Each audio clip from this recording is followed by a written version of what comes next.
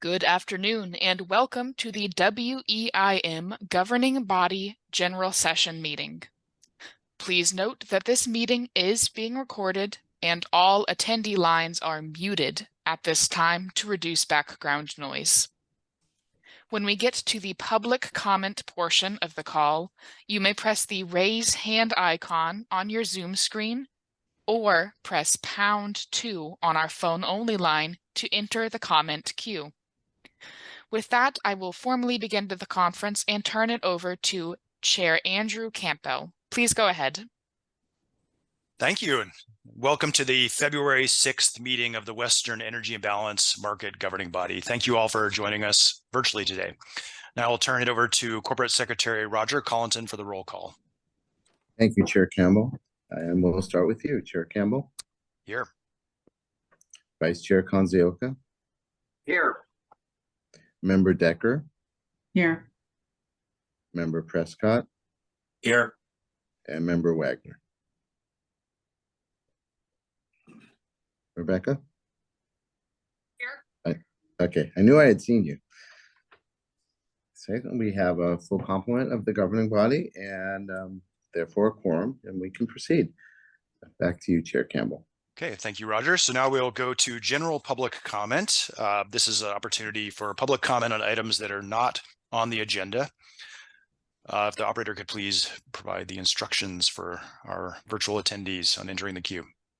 As a reminder to attendees, you can please press the raise hand icon at the bottom of your Zoom screen, or if you are dialed into our phone-only line, you can press #2 to enter the comment queue.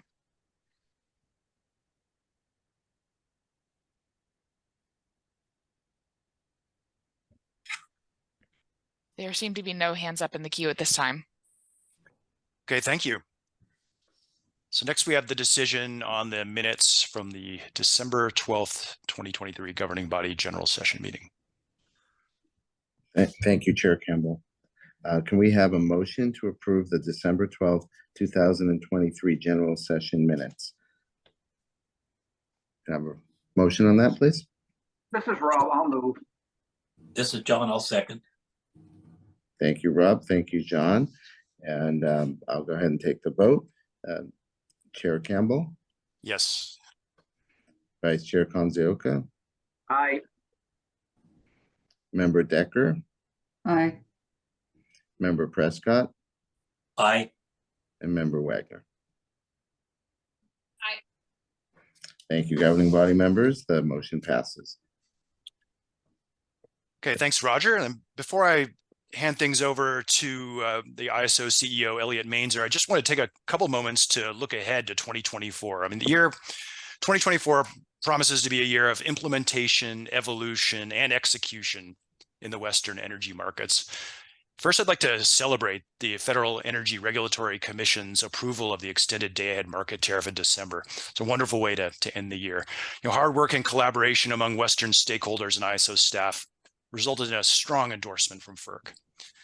And now the focus is on implementation. Tomorrow at the joint general session with the ISO Board of Governors, we'll hear from Pacificor and ISO management about the work that will be underway throughout 2024 to prepare for a May 2026 go-live date.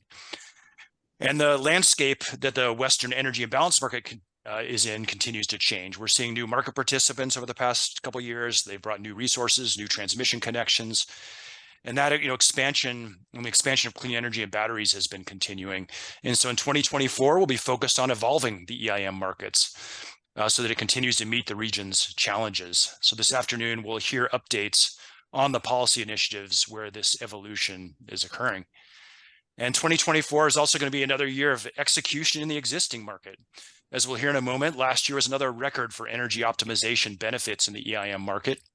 We also saw the market respond to weather challenges. In 2024, looks like we're going to see weather challenges once again, including the wind and rain event that has been in California this week and has challenged especially distribution infrastructure as well as humans and the structures that we live in. And the EIM has proven to be a really critical tool for market participants to respond to these challenges. And I expect this to continue in 2024. The governing body looks forward to working with all of you as this year unfolds. And so I'll hand things over to ISO CEO Elliot Mainzer. Well, thank you very much, Chair Campbell and Vice Chair Kanzioka and members of the governing body. I hope it's not too late to wish you all a happy new year, and appreciate the look forward to 2024.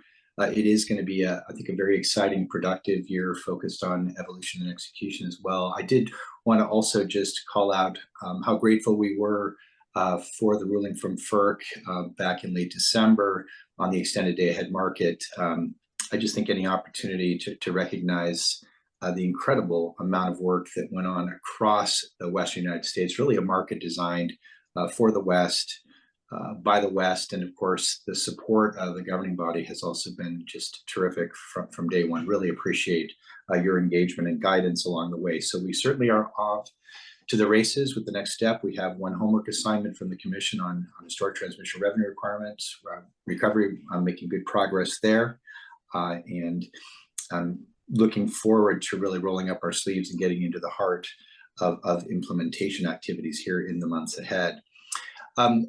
In the same way, we know that the extended day-ahead market, of course, is really building upon the foundation of the Western energy imbalance market. And as you noted, Chair Campbell, Q4 of 2023 was another record-setting quarter of $391.82 million in cost-saving benefits, pushing the total cost savings across California and the West since inception to just over $5 billion for the Western energy imbalance market. But we've also been, I think, as we've seen over the last couple of summers, and then very acutely again with the extreme cold snap that hit parts of the West over the Martin Luther King holiday, we know that the financial benefits and the environmental benefits of the WEIM are very compelling, really helping to bend the cost curve for many.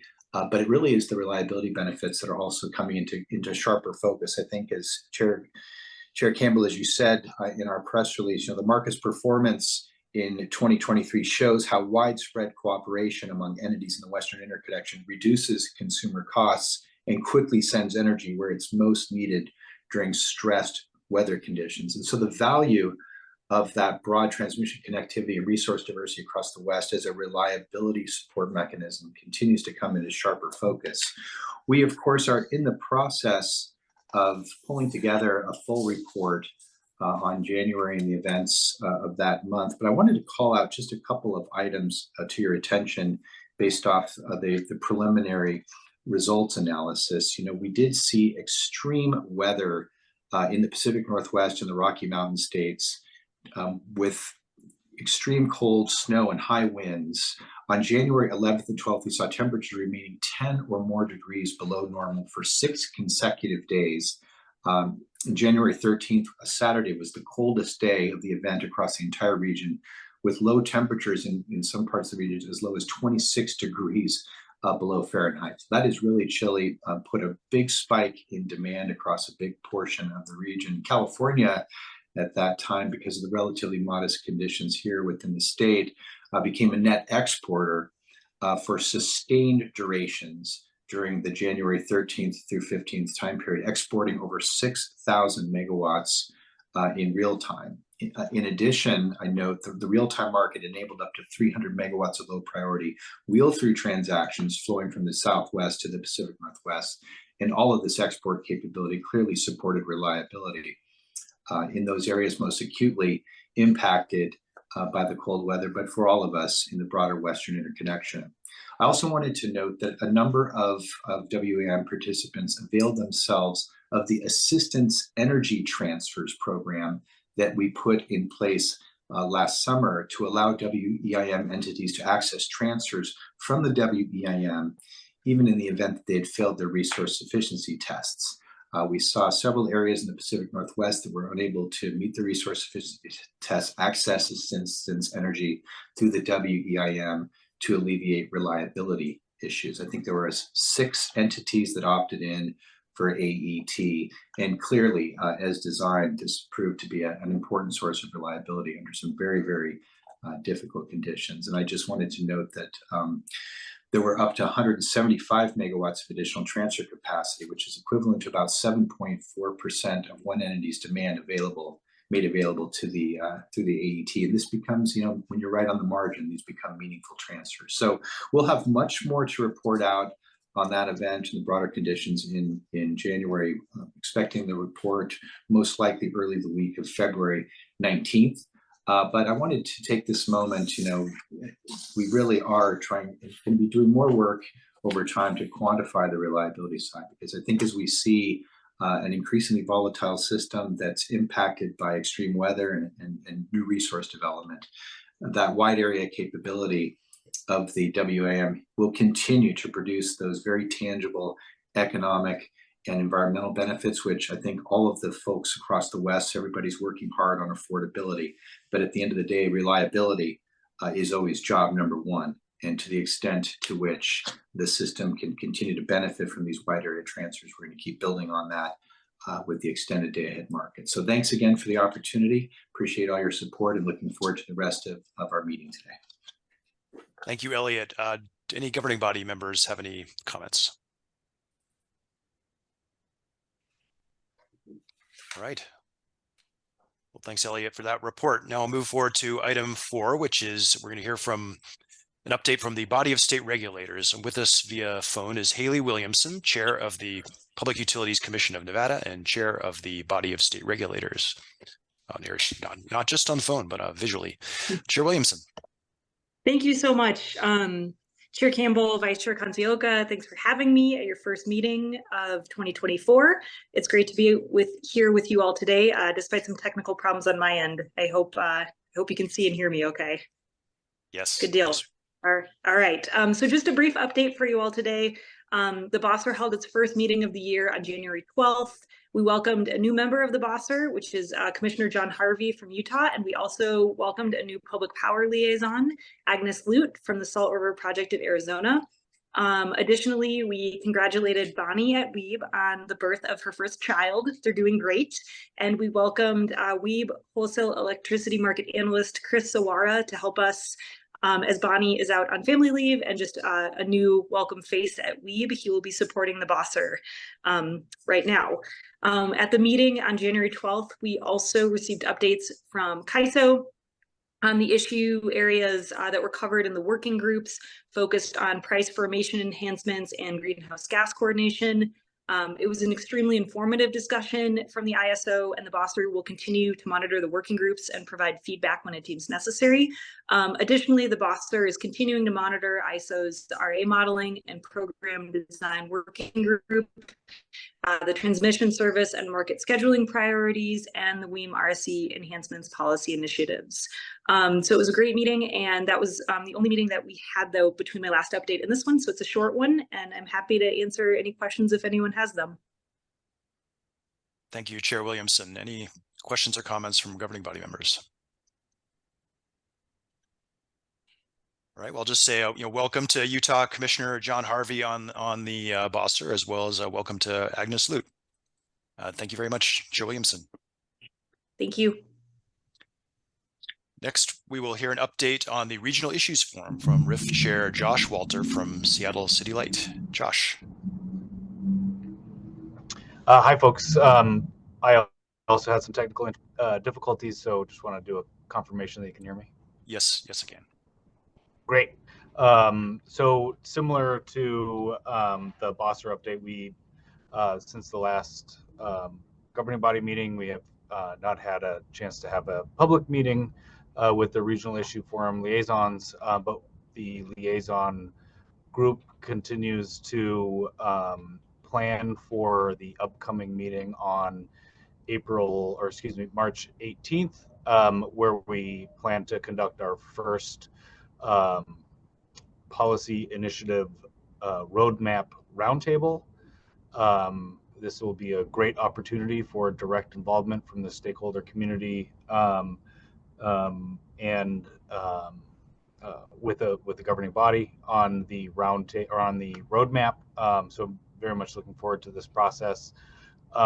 We are still in the process of determining whether or not we have an additional item on the agenda That's in flux at this point, but of course plan to have a very robust conversation around the policy initiative process and roadmap. So looking forward to that. We also plan to kind of do an annual and unceremonious changing of the guard. So this will be my last meeting as the chair of the RIF. That will be taken over next year by Meg McNult, who is a sector representative from the participating transmission owners sector. So she will continue to work through and be a great leader in the RIF community. We also less clear on who replacements will be, but we also will see a number of new RIF members in the upcoming month or months as some of the sector representatives are rolling off and new sector liaisons take on those roles. So more to come on that, but we will continue to operate as a cohesive group of interested liaisons to help support our various sectors. So looking forward to the upcoming year and appreciate your time. Happy to answer questions. Thanks, Josh. Any comments or questions from governing body members? Okay, yeah, thanks, Josh, for that report, and thank you for your service this year as RIF chair. I've enjoyed working with you in that role. Thank you. Thank you. Okay, now for agenda item 6, I will hand things off to Anna McKenna, Vice President, the ISO for Market Design and Analysis, to introduce the item.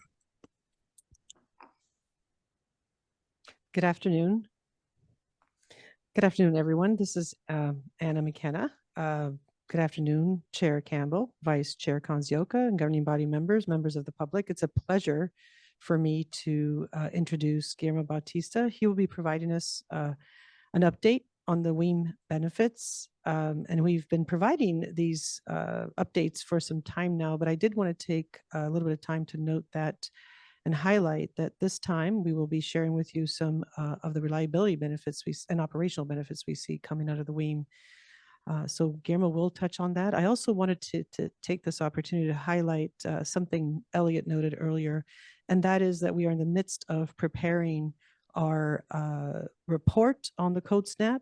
And in that report, we'll have an opportunity to share with you all also some insights on the performance of the WEIM during those very difficult times in the Northwest. So that just wanted to note that. And with that, I will ask Guillermo to walk us through the benefits. Thank you, Anna, for the introduction. Can you hear me okay?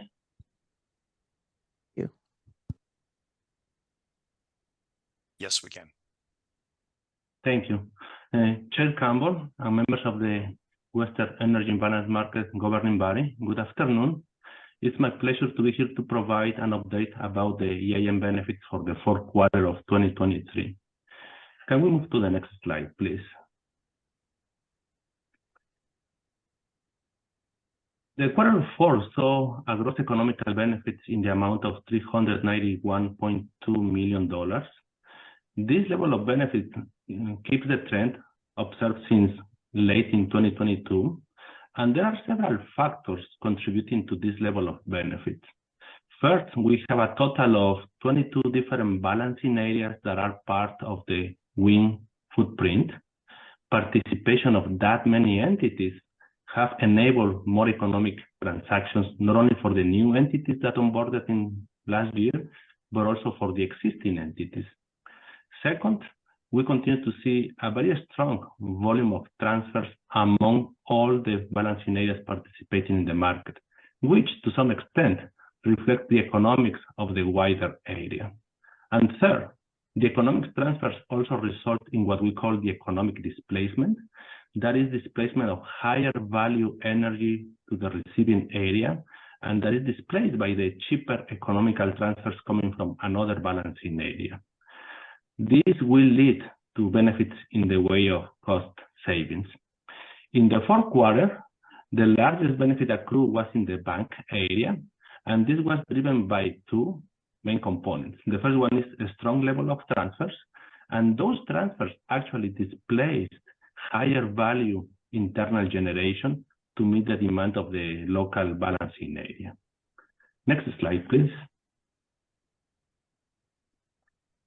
With the $391.8 million of benefits in the quarter four, the total cumulative benefits since the inception of the WEIM market is now at $5.05 billion. This level of gross economical benefits is a very good reflection of the value and the effectiveness of the WEIM market to meet the supply and demand across this wide footprint of the Western energy imbalance market. Naturally, there are also operational and reliability benefits associated with the operation of the WEIM market that have become more evident now that we have experienced these extreme weather conditions. Next slide, please. Another benefit of the WEIM is the avoided energy curtailments. If not for energy transfers facilitated by the WEIM, some renewable generation would be curtailed. The transfers effectively relieve pressure in the balancing area when it has to meet the supply and the demand under the conditions of oversupply.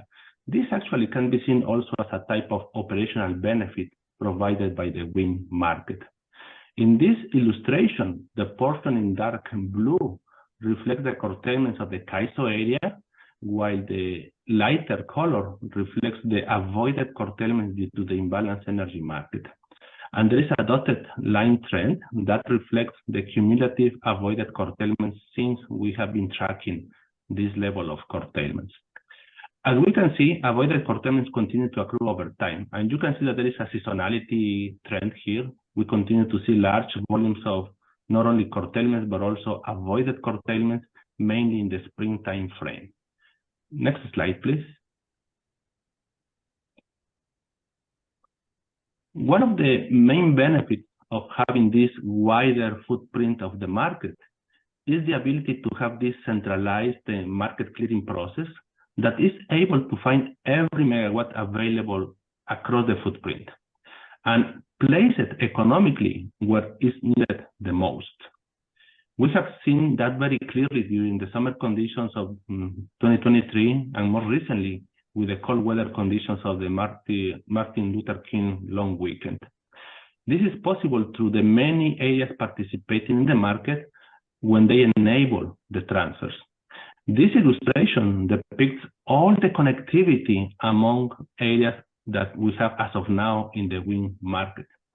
The diversity of the generation and even the demand is a great feature that the WEIM market can leverage to result in other type of operational benefits. As more areas are participating, more transfers capabilities are enabled, and they can be further enabled by the market. Next slide, please. A significant portion of the economical benefits is from the transfers, and they happen across all balancing areas. Transfers enable access to lower cost supply from one area to another. This is actually how locational-based markets can leverage and maximize these opportunities across a wider footprint. This illustration has two parts. The first part on the left illustrates all the flows that happen for the different balancing areas in the fourth quarter. The size of the stream flow reflects the relative volume of the WEIM transfers.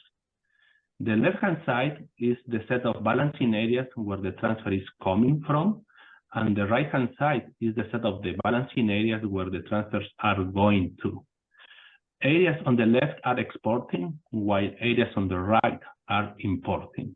This is a very intuitive way to illustrate the interaction of the balancing areas that are enabling all these transfers in the system.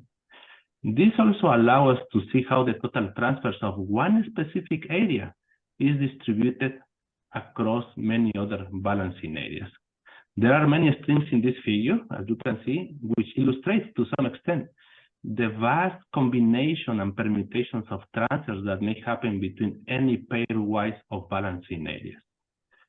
There is also a figure on the right-hand side, and that shows the total volume of imports and export transfers in the fourth quarter of the 2023, with CAISO at the top representing the largest volume of exports, and on the lower end, the PowerX representing the largest volume of imports, and anything in between is just the relative transfers that happen for any of the balancing areas participating in the market.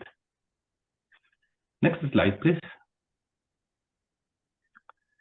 The transfers can be quite dynamic. We optimize the market every 5 minutes, and they are changing on that basis.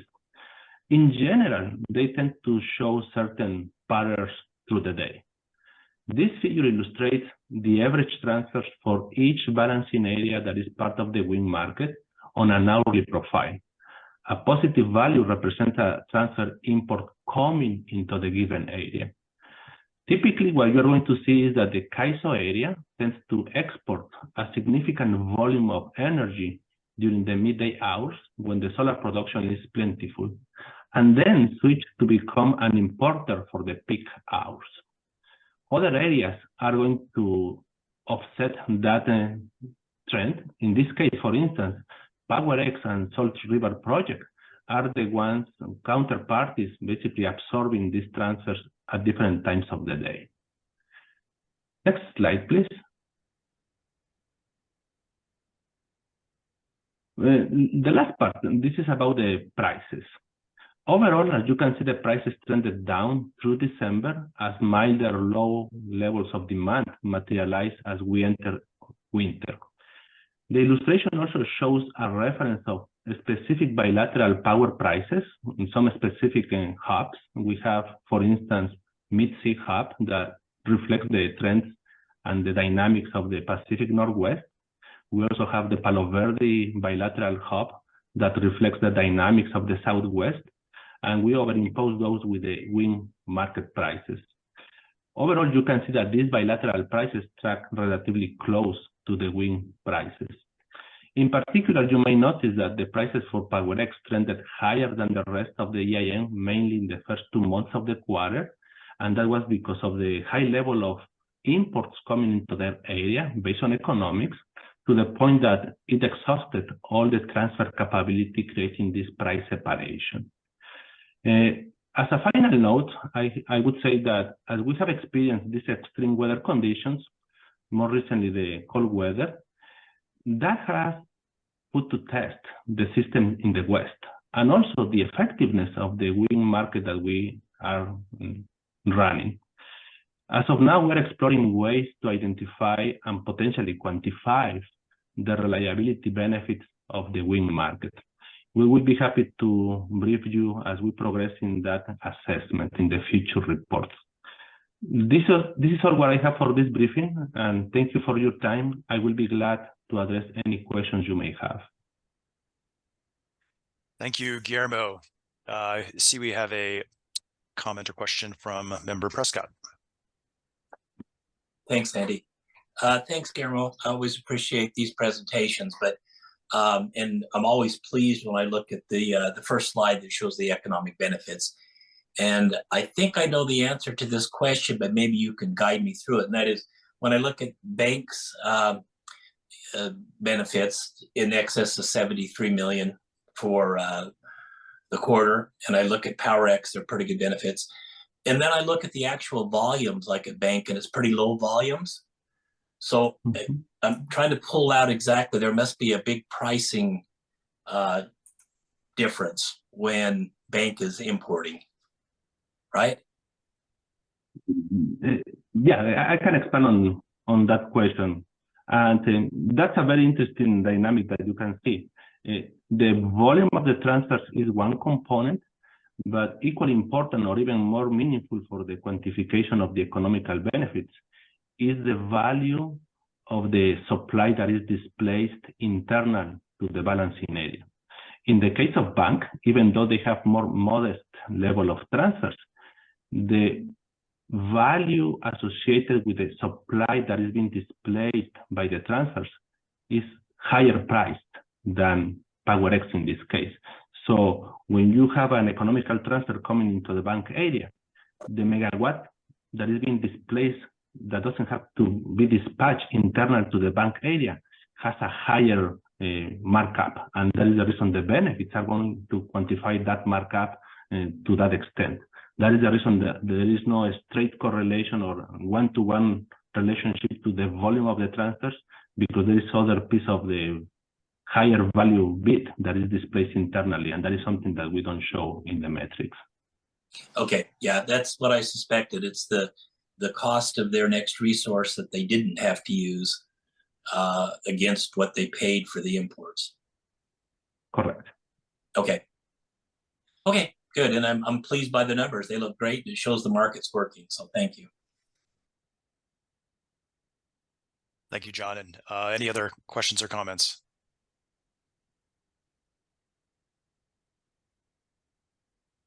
Guillermo, yeah, thank you so much for the presentation. I just love the graphical approach to bringing forward some pretty complex data involving a ton of balancing authorities at this point, but it's very, very helpful way to visualize what's going on.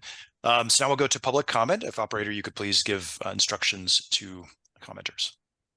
If you would like to make a public comment, you can press the raise hand icon at the bottom of your Zoom screen. Or if you are dialed into our phone only line, you can press #2 on your telephone keypad to enter the comment queue.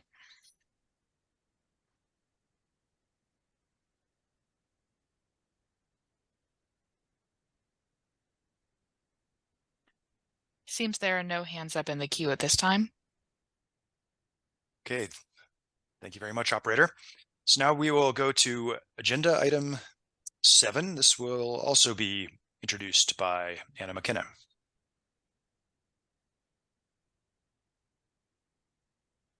Well, good afternoon again. It is a pleasure to introduce Becky Robinson, Director of Market Policy and Development. Becky will be walking you through a number of the pending initiatives, current and ongoing initiatives that we're engaged in, providing you some highlights. And with that, I will ask Becky to provide her briefing. Good afternoon, Chair Campbell and members of the governing body. It's my pleasure to be with you here this afternoon to give you a briefing on the policy initiatives at the ISO. Next slide, please. And I'll just flag, I've got about one slide for each initiative, so feel free, I'll stop at the end of each slide to ask any questions on that particular item. So feel free to jump in. So the first item, our extended day-ahead market and day-ahead market enhancements. As Chair Campbell mentioned, we were very glad to see FERC approved the EDAM and DAME tariff changes late in December last year. And we're currently working on a compliance filing and actually had a stakeholder meeting today to engage stakeholders in our plan to tackle the 2 compliance issues that FERC gave us related to those tariff amendments. Those related to EDAM market power mitigation and the day-ahead market enhancements, the tunable parameters. And so the stakeholder call this morning, we had good engagement, went over the tariff language that we plan to file, and the stakeholder sentiment largely was collaborative and supportive, so we appreciate that. And we plan to submit that compliance filing to the Commission on February 16th. And I'll just also note that we are continuing to work through, oh, that's fine. Still planning on implementation working groups for the day-ahead market enhancements later this year. So with that, I'll pause and take any questions.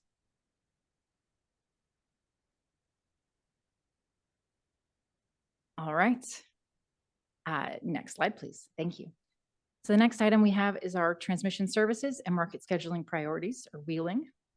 And since we last met, we have begun implementing the FERC-approved design. So we launched the manual process for calculating ATC in January, publishing monthly ATC values on select enterprise that can be reserved in advance for June 2024 and beyond. The monthly ATC values were calculated from June 2024 to January of 2025. And we opened a request submission window in late January. And we received 7 requests for ATC. We were able to grant 6 of those in full and partially granted the 7th. And we actually published a spreadsheet today where you can see the wheeling through priority that was granted. And then I should also say on our transmission services and market schedulers priorities phase 2, which is focused on sort of that long-term transmission reservation in excess of 1 year. We're currently evaluating that in light of a couple things. First of which is Work Order 2022 related to interconnection process enhancements. There are some changes there to the cluster study process that would impact how we propose to do that longer term studies. And we're also evaluating that in light of FERC guidance that really said, when we filed the wheeling initiative phase 1, the FERC order really said, you don't have to do a long-term process as well. So in light of those 2 things, we're currently sort of evaluating where to go next on the longer-term wheeling initiative. With that, I'll pause for any questions. I see Member Kanziolka has a question. All right. Becky, thank you for this coverage of the TS and MSP. Really pleased to see that one is you had a workshop that covered this information, and I did see the postings that were put out there, and even though they're calculated manually, it was great to see that as well.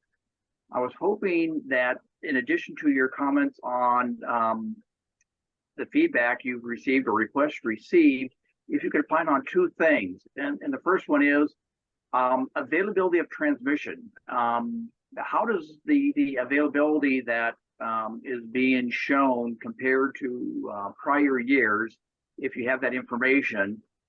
And then 2, if you could opine on, one moment. The other part of that is the expressions of interest. Is this comparable to what you've seen in years past? Again, if you know that information. Thank you. Member Kanziolka, those are great questions. I don't actually have that available, but I might look to others on the ISO staff who may be able to speak to that. This is Anna. I could respond to one of the questions, and that is how what the ATC looks like relative to prior years. I did want to note in the prior years, we did not actually do an assessment of available transmission for the attribution of priority wheels. So this is really the first year we're doing a evaluation in the same, and the, sort of to really provide that kind of visibility as to ahead of time what the available transmission is. So we don't really have those numbers to compare for this year to the prior years. And I think with regards to your second question in terms of, how do I think what you're asking is how to do the requests compare to prior year requests in terms of the volume of wheel throughs requested. Looking at the numbers, and they're fairly preliminary, they seem to be a little bit lower than prior years, but I will say this is only February, sorry. And so participants do have the ability to continue to make requests. And so there is, still time for those numbers to go up over time. And so the preliminary numbers do look a little less than prior years, but that's not the final definitive numbers for this summer. And I understand, and I'll just ask, I'm sorry. No, I was going to just add a little bit. I would say that the inventories that were available of ATC on the most consequential paths were consistent with what we expected to see at this point, and largely did provide much of the early requests to be respected and provided. So I think we're off to a good start. Yes, I recognize it's just now the first part of February, and I was just curious on how we were tracking. So Mark and Anna and Becky, thank you. Member Decker. Thank you. I just have a quick question. So you said that there were 7 requests, 6 in full and 1 in part, and that there was a link to that information. Is that something you can send the link to? I'd like to see the link. Yes, we'll be happy to provide that. Happy to follow up with that. Great. Thank you. Of course. All right, next slide, please. All right, so our next item is energy storage enhancements. And the real update here is just to let you know that as of February 1, we have phased in a full 100% of the attenuation factors that we were kind of gradually incorporating into the market related to, just implementing the last energy storage enhancements initiative. This relates to, the attenuation factors relate to the, estimating the impact of regulation awards on state of charge and the day-ahead market solving. So to date, we haven't seen any unexpected market results observed because of those attenuation factors. So that's good news, and glad to see those fully implemented and implemented successfully. Any questions on that? All right, next slide, please. Okay, the next item is our Western Energy Imbalance Market Resource Efficiency Evaluation Enhancements. So first, as Elliot mentioned, we did see in the recent cold snap, several entities, several balancing areas elect to use assistance energy transfers during that recent weather, which again, as he mentioned, is good validation of the concept. We appreciate seeing that used, glad to see it used. I will note that, one of those entities, we were able to provide some very good service, I think, at the ISO, and sort of getting that put into the market very quickly within just hours of the request. Happy to be able to do that and provide that for the winter weather. Next, we are continuing to work towards implementing enhancements related to the RSE Phase 2 for lower priority exports. That's tracking for a spring or April 2024 software release. Again, this is related to the exports from the ISO BAA, aligning market results with e-tags. And then finally, we are still planning for a resource efficiency evaluation enhancements Phase 3 to kick off later this year. We're thinking towards the end of the second quarter. Again, that is sort of thinking about lessons learned from summer of 2023.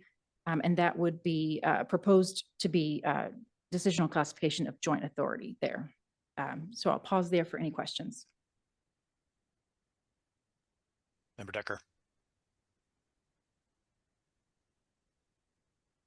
So Becky, I see that you're going to look at the lessons learned from the summer of 2023, but I would think that there might be some lessons learned from just this latest cold snap as well. Will it be that information not be readily available to use, or will you guys look further than just 2023? That's a great comment. I appreciate that. No, certainly, I think there are lessons to learn from the recent weather as well. And I will take that back and update my slide accordingly. But I think that's a great point. Where we're seeing it used, we do want to take into account sort of the various conditions where we're seeing the assistance energy transfer used.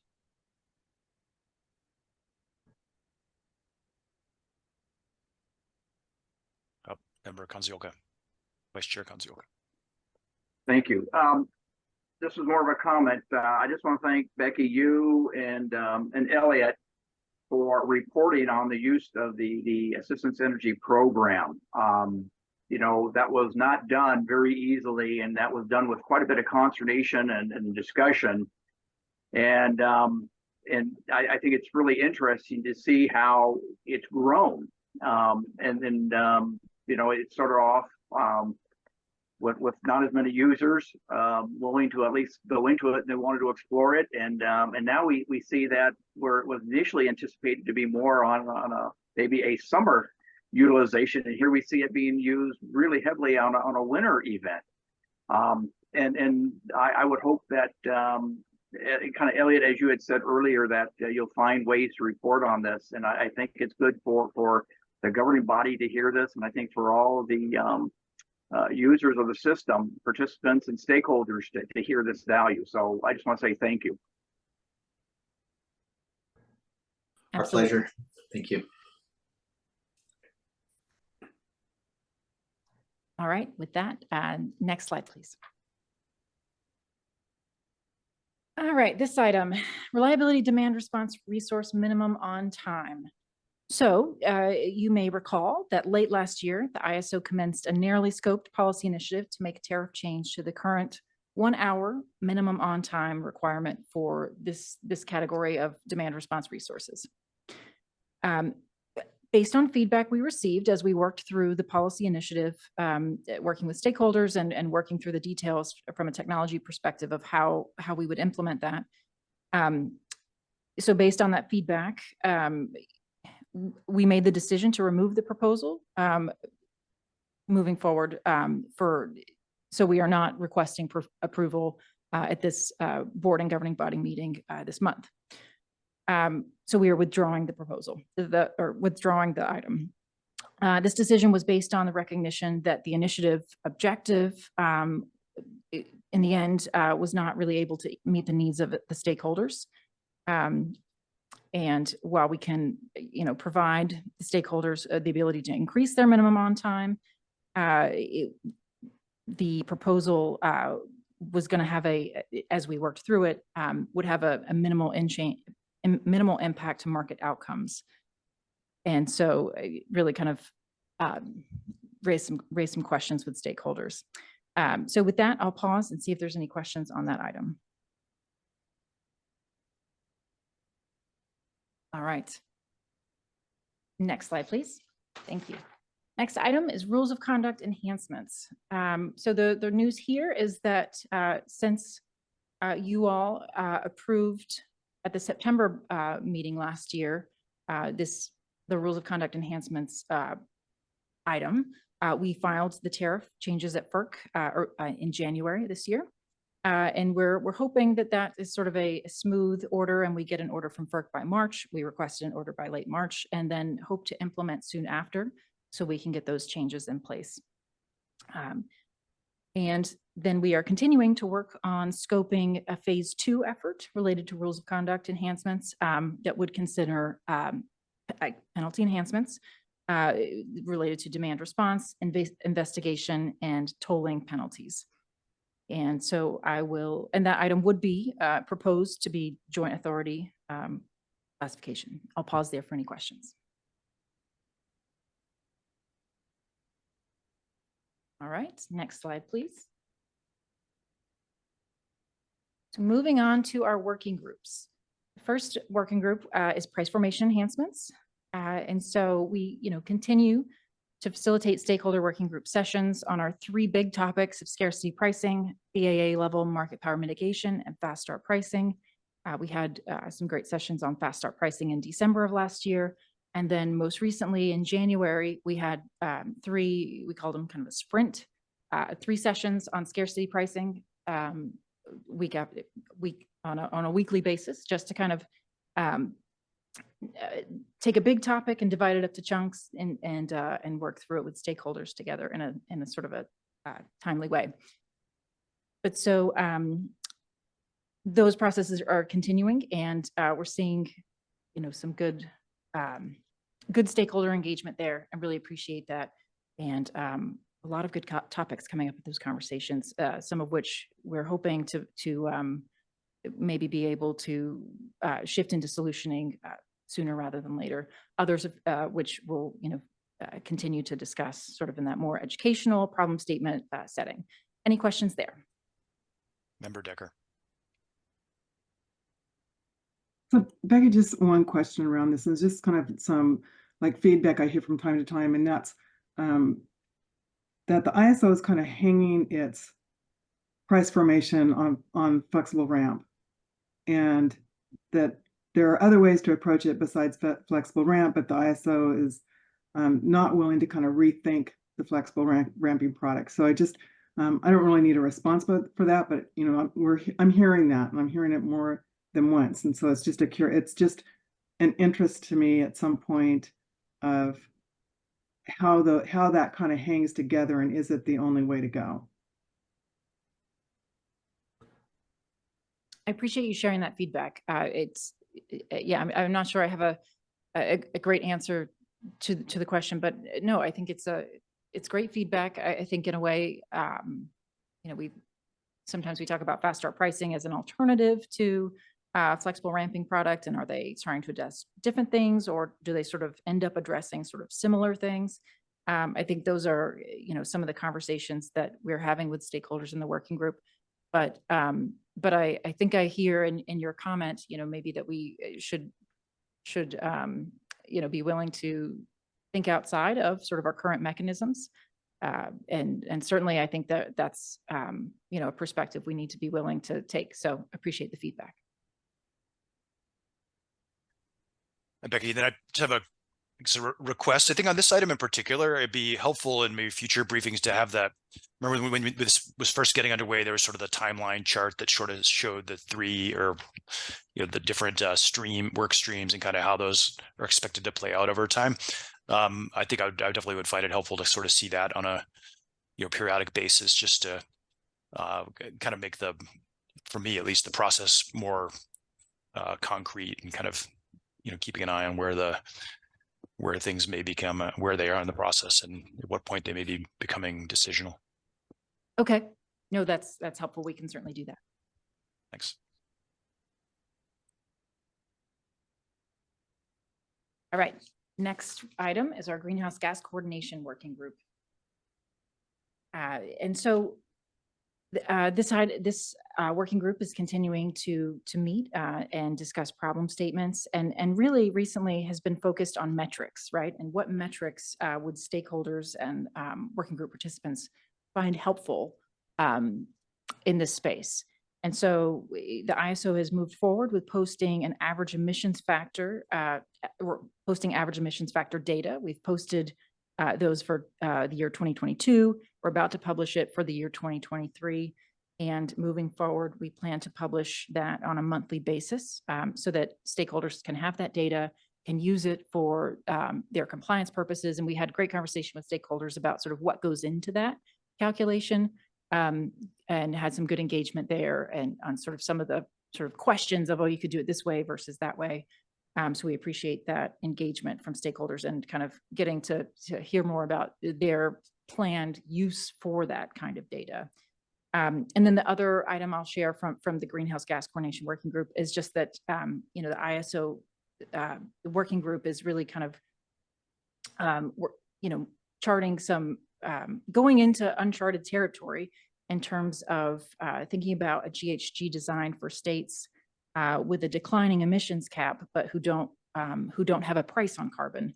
And so that's a really interesting policy space. It's been a notable issue that's come up in Western states recently. So I'll pause for questions. Thanks, Member Decker. I promise I'm not going to make a comment on everyone, but this one is not a comment. It's like just kudos. I'm hearing really good things out of the Greenhouse Gas Working Group, and some ahas, as the ISO has done a lot to kind of be transparent about how it's working and where it's working. So just good comments on this one, and I think you guys are making good progress. Thank you for sharing that. I appreciate that. Member Wagner. Thanks, Andy, Chair Andy. In the vein of Chair Campbell's question about timeline, in the third bullet, it references that this will culminate in an action plan report. Is it any sense of the timeline on that, or is it premature to even speculate on that?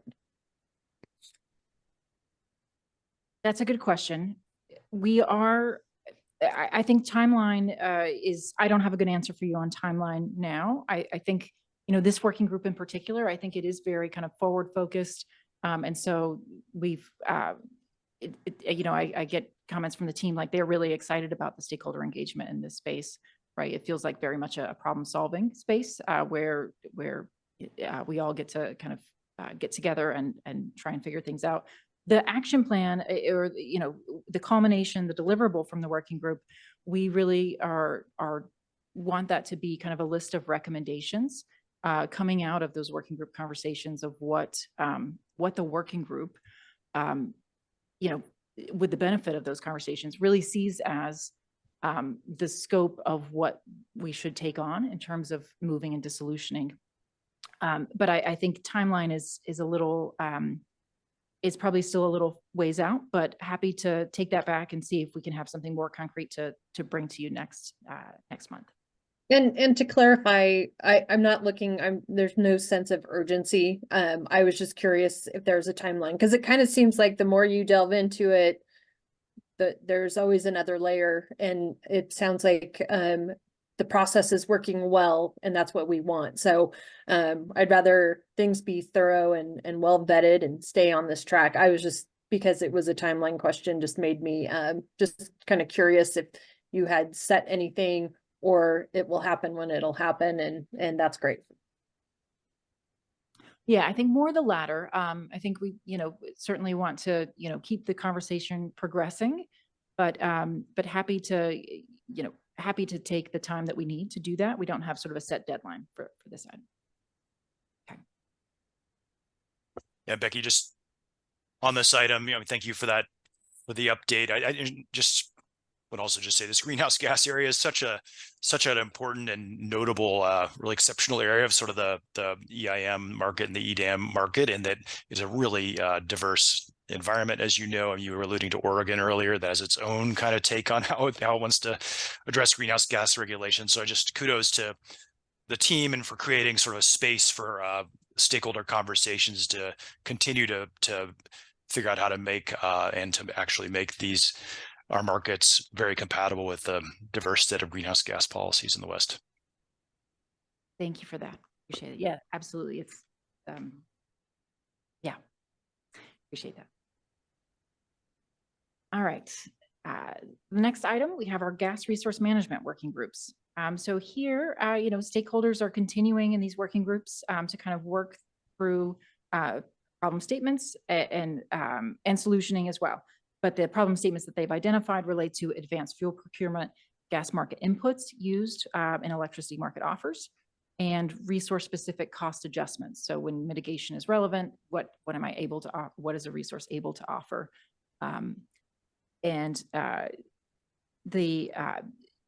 We have been focused on, for the December through February, solution-focused working groups to inform, again, to inform the publication of an issue paper or an action plan, either way.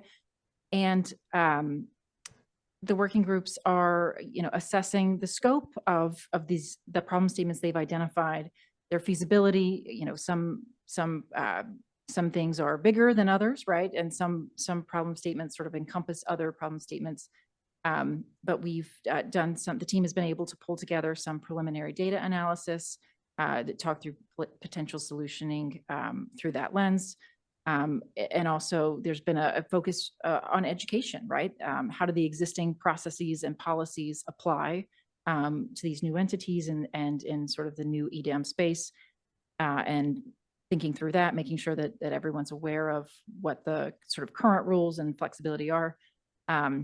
And then, of course, just working groups continuing to work through prioritization among the working group. With that, I'll stop. Take any questions on this item.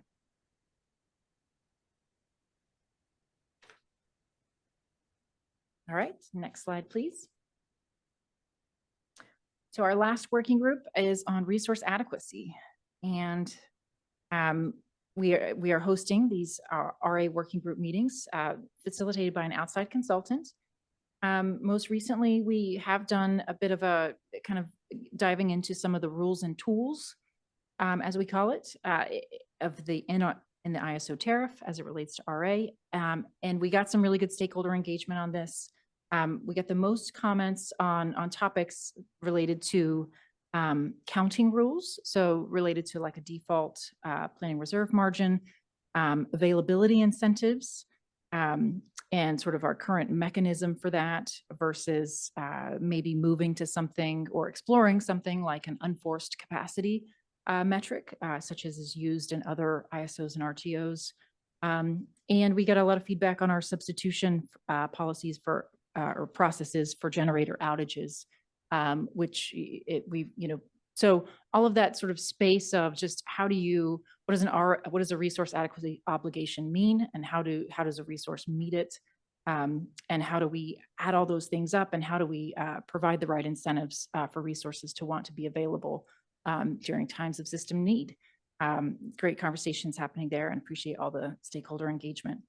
With that, I'll pause for any questions on this item. Member Decker. So Becky, as this work is going on, is there someone from RAP that actually attends? I mean, and I know the programs are not the same, and you guys are going through a very different process in terms of slice a day, but to the degree that the programs ever or are working together or do work together or need to work together and are looking at resource counting, is there any active engagement with anyone from RAP as these meetings are being held? That is a great question. So I do believe that we are getting a good number of participants at these meetings. I believe we had over 100 folks calling in for the last meeting. I believe that, well, I should say it's hard for us to see who all those people are with the new changes to WebEx, but that's a minor thing.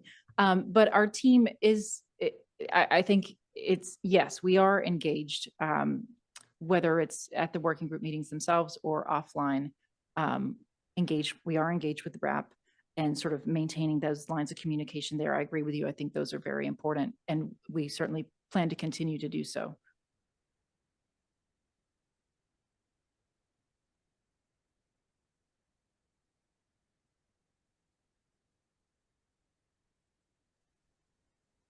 All right, next slide, please. So that is it for my policy initiative update. We have the Western EIM governing body planning calendar here at the end of the slide deck. It's a little small for reading, but just to kind of give you a sense of what all is coming. And there are a number of briefing and informational items on here, and a key decisional item next month. It's not a policy item per se, but it is, you can see what's coming up based on this calendar. And I think we have one more slide that is for the latter part of the year as well, for a more high level view. With that, that's all I have, unless there are any final questions. Okay, thank you, Becky. We're going to open it up to public comment. If operator, you could please give the instructions for any public comment. If you would like to make a public comment, please press #2 on our telephone phone only line, or you can press the raise hand icon at the bottom of your Zoom screen.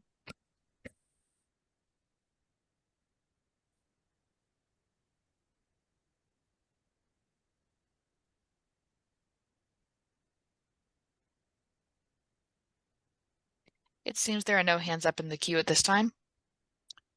Okay, thank you. Any other governing body member questions, comments on the initiatives? Okay, great. Thank you very much, Becky.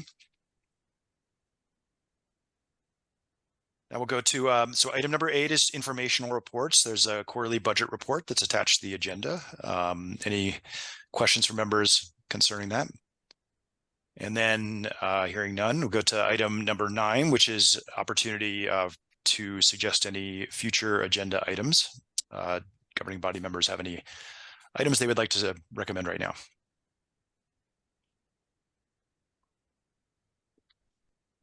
All right, with that, that gets to the end of our business today, and I look forward to seeing y'all tomorrow at the joint general session with the ISO Board of Governors. Excellent. Thank you, Chair Campbell. Thank you all. Appreciate it. Okay, we'll adjourn the meeting. Thank you. Indeed. Thank you all. Thank you to all of our speakers, and thank you all in the audience for joining us today. The meeting is now concluded, and you may please disconnect.